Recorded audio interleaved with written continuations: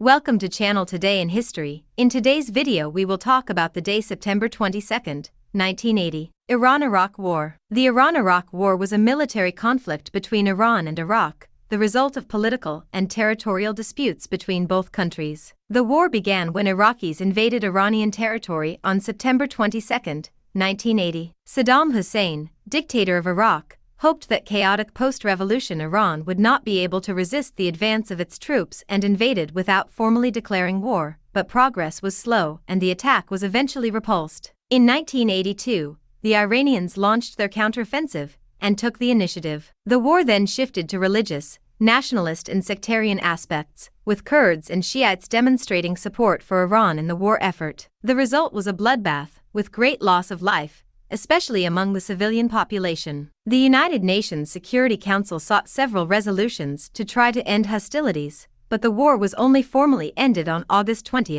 1988 after UN Resolution 598 signed a ceasefire accepted by both sides. At the conclusion of the conflict, the borders returned to the pre-war status of the 1975 Algiers Accords. The last prisoners of war, however, were not released until 2003, after Saddam's removal from power in Iraq. The war was extremely costly in terms of lives and money for both sides. Official figures show that more than 500,000 combatants died, with a similar number of civilians also losing their lives. Thousands of people were injured and thousands more were displaced from their homes, causing a humanitarian crisis. Hundreds of billions of dollars were also spent, but in the end no territorial gain was seen by any of the belligerents. This conflict has been compared to World War I in terms of the tactics used, with extensive use of barbed wire trenches and booby traps, machine gun nests and bayonet attacks in human waves across no man's land. Another hallmark of the war was the indiscriminate use of chemical weapons, such as mustard gas, by Iraqis against Iranian and Kurdish troops and civilians.